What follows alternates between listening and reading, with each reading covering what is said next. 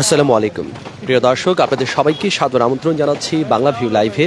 আপনাদের সাথে আছে আমি হাসান মাহমুদ শামীম, ক্যামেরায় আছেন আহমেদ শাহিন। প্রিয় দর্শক, সিলেটের বন্যা পরিস্থিতি এখনও পর্যন্ত অপরিবর্তিত আছে। এই মুহূর্তে আমরা অবস্থান করছি সিলেটের ঐতিহ্যবাহী কাজীর বাজার এলাকাতে, এবং খুব দূরে কিন্তু সিলেটের যে কিন ব্রিজ আছে সেই কিন ব্রিজ দেখা যাচ্ছে, এবং সুরমা নদীর যে প্রমথ রূপ সেই রূপটি কিন্তু জানি না আসলে স্ক্রিনে কতটুকু বোঝা যাচ্ছে, আমরা কিন্তু ভালোভাবেই বুঝতে পারছি। এখানে কিন্তু রাস্তা এবং নদী পুরোটাই একাকার হয়ে গেছে। আসলে আলাদা করে কোনটা রাস্তা এবং কোনটা নদী সেটা কিন্তু বোঝার অবকাশ নেই। গত 5 দিন ধরেই বিপদসীমার উপরে বইছিল সিলেট সুরমা নদীর পানি, এবং আজকে যদিও সারাদিন ধরে খুব একটা বৃষ্টি হয়নি, তারপরেও সুরমা নদীর পানি কিন্তু খুব একটা কমেনি।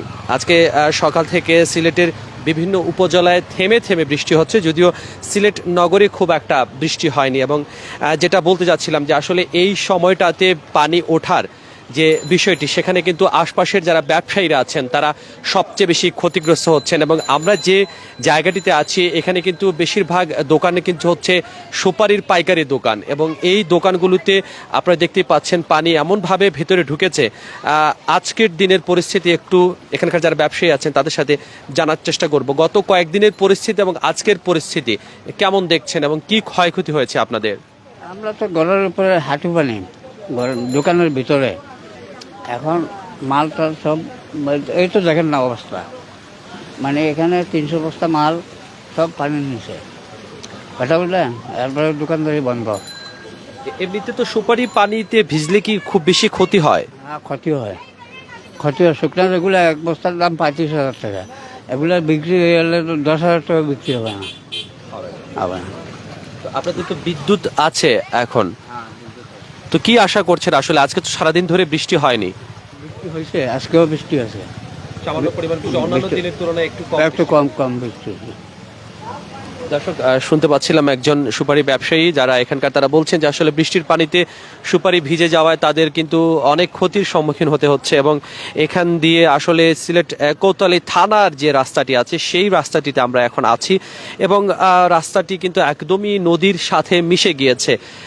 গতকালই কিন্তু মাননীয় পররাষ্ট্রমন্ত্রী সিলেট এক আসনের সংসদ সদস্য এসেছিলেন, এবং মূল যে ব্যাপারটিতে ফোকাস করা হয়েছে সুরমা নদীর খনন প্রকল্প। এবং সুরমা নদী এতটাই আসলে ভেতর থেকে ভরাট হয়ে এসেছে যে আসলে গত 5 দিনের বৃষ্টিতে, 2 সপ্তাহের বৃষ্টি এবং গত 5 দিনে বৃষ্টিতে মূলত এখন কিন্তু সুরমা নদী পুরোটাই একাকার হয়ে গেছে। এখানে রাস্তা এবং মূল যে নদী সেটা কিন্তু আলাদা করাটা অনেকটাই কঠিন। এবং যেটা হচ্ছে আসলে এখন বিকেলের সময়, যে কারণে আসলে দিনের আলো থাকার কারণে দেখা যাচ্ছে, কিন্তু যেটা হচ্ছে যদি রাত্রিকালীন সময়েও এই জায়গাগুলো দিয়ে মানুষজনকে যাওয়া আসা করতে হয় তাহলে সেটা কিন্তু অনেকটাই বিপজ্জনক হয়ে দাঁড়ায়।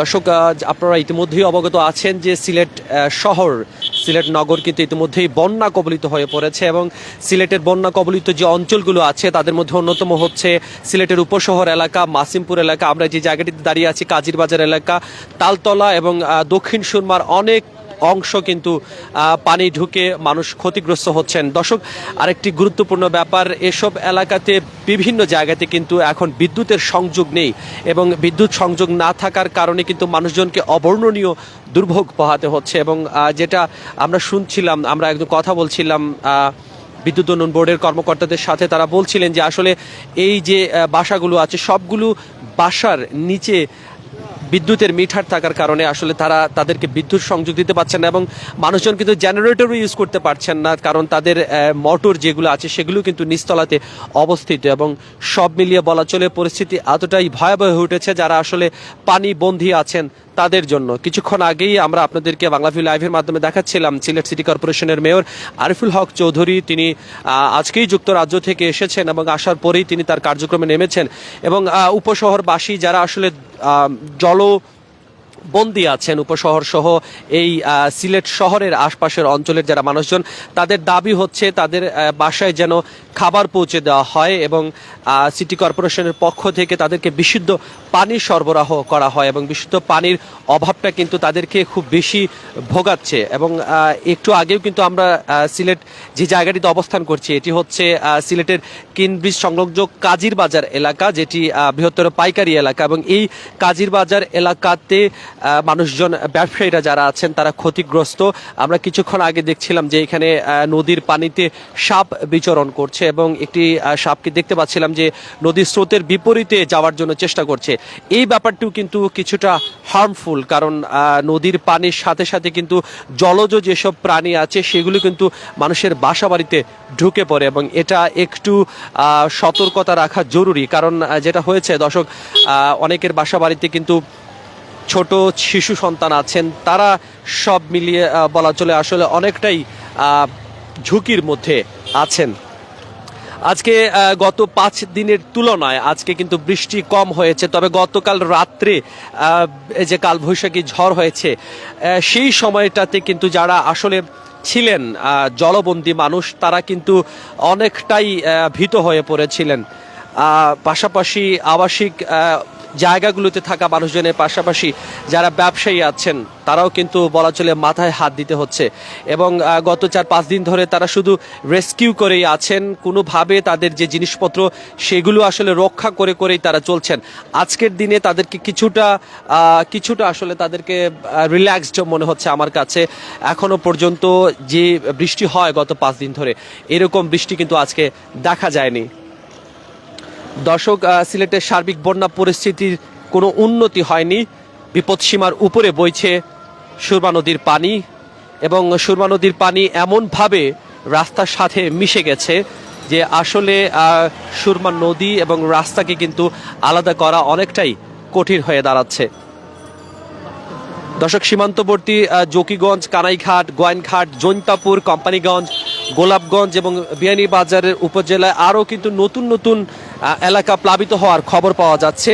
সিলেট শহরে পানি বৃদ্ধি যে অব্যাহত আছে সেটা তো আপনাদেরকে জানাচ্ছি এবং যে এর ফলে কিন্তু বন্যা কবলিত অঞ্চলগুলোতে উপজেলা সমূহে কিন্তু দুর্ভোগ চরমে উঠছে। গতকাল রাতে সিলেটে প্রচণ্ড ঘূর্ণিঝড় হয়েছে। সীমান্তের ওপারে ভারতের মেঘালয়ে বৃষ্টিপাত বেড়ে যাওয়ায় ঢলের প্রভাবও কিন্তু বেড়ে গেছে, যার ফলে সুরমা, কুশিয়ারা, সারি সহ বিভিন্ন নদ নদীর পানি বিপদসীমার উপর দিয়ে প্রবাহিত হচ্ছে এবং খুব কষ্ট করে যারা ব্যবসায়ীরা আছেন তারা কিন্তু চেষ্টা করছেন তাদের দোকানে যাতে পানি না ঢুকে এবং এই প্রচেষ্টা আসলে খুব একটা যে সফল হচ্ছে সেটা কিন্তু বলা যাচ্ছে না। আপনাদের দোকানে কি পানি ঢুকেছিল? কি অবস্থা ছিল তখন? তো অবস্থা আর কি, মাল সামানা হরাইছি, বিচ্ছে মাল সামানা ক্ষতি করতে হচ্ছে। সুপারির আজকের কি পরিস্থিতি?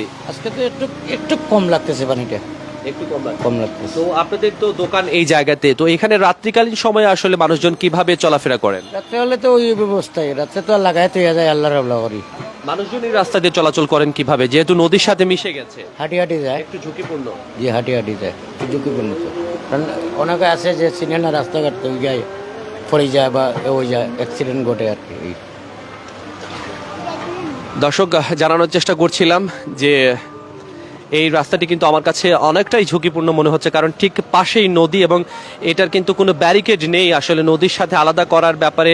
এখানে কোনো ব্যারিকেড নেই এবং এই রাস্তা দিয়ে বড় বড় যানবাহন যেমন চলাচল করছে তেমনি ছোট ছোট যানবাহনও চলাচল করছে এবং প্রচুর সংখ্যক শিশুদেরকেও আমরা দেখতে পেয়েছিলাম যারা আসলে এখানটাতে ঘোরাফেরা করছে এবং এই যে পুরো ব্যাপারটি আসলে যে কোনো মুহূর্তে বড় ধরনের কোনো দুর্ঘটনা হতে পারে সেটার কিন্তু আশঙ্কা উড়িয়ে দেওয়া যায় না।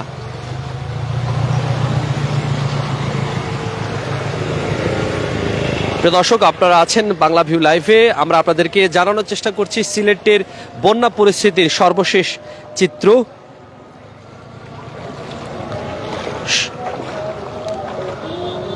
দর্শক, যে নিচু এলাকাগুলো ছিল, যেগুলো নদী বেষ্টিত এলাকা, সেই এলাকাগুলোতে এখন পানি কিন্তু বলা চলে যে কোমর সমান পানি বয়ে যাচ্ছে এবং বাসাবাড়িতেও কোমর পানি এবং বাসাবাড়িতে পানি ওঠায় মানুষজন এতটাই কষ্টে আছেন। আমরা সিলেট আবহাওয়া অফিসের যিনি জ্যেষ্ঠ আবহাওয়াবিদ সাইদ চৌধুরী আছেন তার সাথে কথা বলেছি এবং তারা বলেছেন যে এই মুহূর্তে প্রকৃতি খুবই বিরূপ আচরণ করছে। একদিকে অবিরাম বর্ষণ এবং আরেকদিকে পাহাড়ি ঢল, এবং এই দুয়ে মিলে সিলেট অঞ্চলকে কিন্তু বিষাদে পরিণত করে দিয়েছে। এবং খুব সহসাই যে এই পরিস্থিতির উত্তরণ হবে সেটা কিন্তু বলা যায় না। সিলেট জেলায় প্রতি জায়গাতে পানি গত 24 ঘন্টায় 1 থেকে 1.5 ফিট বেড়েছে। যদিও আজকের দিনে খুব একটা বৃষ্টি হয়নি, গতকাল রাতে বৃষ্টি হয়েছিল। সব মিলিয়ে এটাই ছিল আমার কাছে এই মুহূর্তে সর্বশেষ পরিস্থিতি। জানানোর চেষ্টা করছিলাম বাংলাভিউ লাইভের মাধ্যমে সিলেটের সর্বশেষ পরিস্থিতি, সিলেটের একদমই সুরমা নদীর কাছ থেকে যে পরিস্থিতি আপনাদেরকে দেখানোর চেষ্টা করছিলাম। সিলেট সুরমা নদীর একদমই পার ঘেঁষে চলে যাওয়া একটি রাস্তা দিয়ে, এবং সেই রাস্তায় কিন্তু মানুষজন চলাচল করছেন। পাশাপাশি ব্যবসায়ীরাও কিন্তু উদ্বিগ্ন, তাদের আশা যে খুব সহজে অতি অল্প সময়ের মধ্যে যেন এই বন্যা পরিস্থিতি নিয়ন্ত্রণে আসে। প্রিয় দর্শক, আমরা আপনাদের সাথে এভাবে আবারও সংযুক্ত হব, জানানোর চেষ্টা করব সিলেটের সর্বশেষ সব খবর। সে পর্যন্ত সবাই ভালো থাকুন, সুস্থ থাকুন, বাংলাভিউর সাথে থাকুন। খোদা হাফেজ।